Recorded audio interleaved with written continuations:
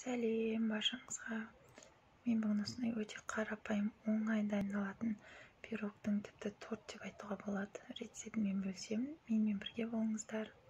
Ол үшін бізге ең алдымен жұмыртқа, қант, сұйық май, ыстық су және де електің ішіне крахмал, ұн, қамыр қосқыш және де какао қостым.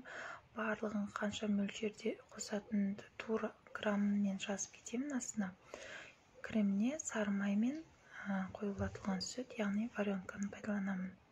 Ең алдымен жұмыртқаның ағынан сарысını ажыратып, ақуызымызға кішкене тұз және қанттың жарты бөлігін салып аламыз. Кішкенесін алып қаламыз. Енді осыны жақсылап көпіріп, ағарып, сіз ыдысыңыз аударғанда құлап кетпейтіндей дәрежеге жеткіземіз. Жақсылап араластырамыз. Осы сіздің ақуызыңызға байланысты бисквитіңіздің көтеріліп шыққаны. Сондықтан да жақсылап араластырыңыз. Бұған шамамен 3-4 минутта кетті. Миксердің жоғарғы жылдамдығын пайдаландым.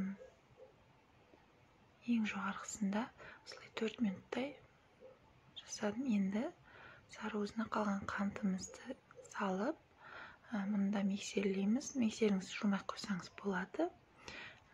Мұны орташа жылдамдықпен араластырамыз, және көп емес, 1 минут шамасында уақытыңыз кетеді. Осылай болып шықты. Бұны қатты көпіртудің қажеті жоқ.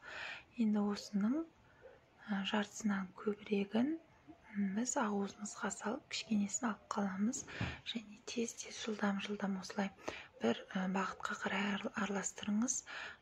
Ары-бері шайқап жібермеңіз, сіздің ақуызыңыз басылып қалады.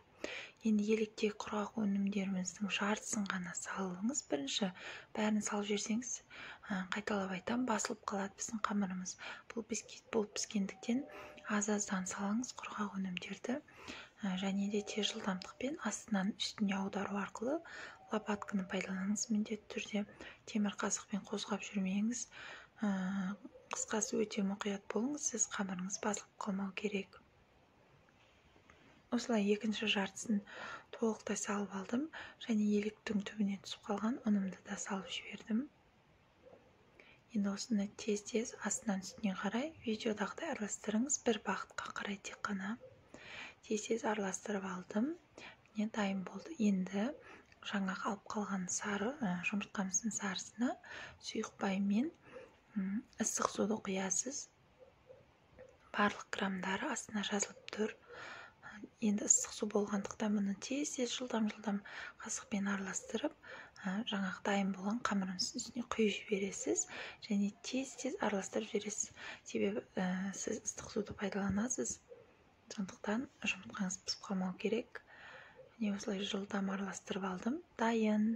Енді 160 градуста алдын ала қызып тұрған пеште 40-45 минут пісіріп аласыз. Пешті алдын ала қосып қойыңыз. Міне менікі тура 45 минутта пісіп шықты. Оның піскенін біз ағаш таяқшамен тексеріп аламыз. Құп-құрғақ болып шықса, дайын деген сөз. Мен бұны 3 бөлікке бөліп алдым. Қараңыздар, қандай күшті бисквит дайын болды. Сіздер бұған қалаған кремдеріңіз пайдалана берсеңіздер болады. Мен қарапайым түрде жасалып жатқандықтан сары майды осылай кішкене миксерлеп алып, көп емес, шамамен жай жылдамдықта 20-30 секундтай. Және соның үстіне қоюлатылған сүтті, яғни варенкамды салып алдым.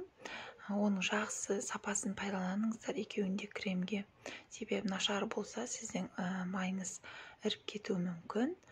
Ал варенканың дәміне торттың дәмі енді тікелей байланысты. Мен Три желания немесе Любавенко деген варенкаларды пайдаланамын. Бұны да аз жылдамдықта, көп емес, екеуі жақсылап біріккенше араластырып алыңыз. Сосын біздің креміміз дайын болады. Өте оңай, қарапайым заттардан дайын болады, бірақ дәміне енді сөз жоқ. Сіздер де міндетті түрде дайындаңыздар, отбасыларыңызды, жақындарыңызды қуантыңыздар.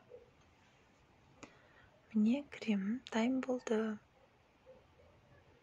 Осындай қоюлықта болды. Қатты бізге қою қажет емес. Бұны тек арасына ғана жағуға пайдаланамыз.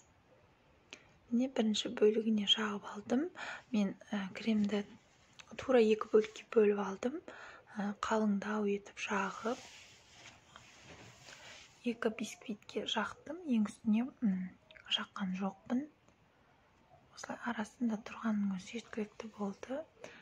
Қалыңдау етіп 2-ге барлық кремімізді бөліп жағып алдым. Және шеттеріне табағымызда қалып қойған кремді кішкене жағып жібереміз.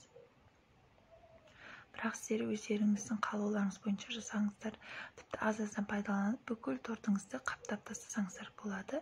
Мен осылай ең бетіне шоколадты ерітіп, және кішкене жаңғақты сеуіп алдым. Дайын болды, міне өте дәмді, жұмсақ болып шығады.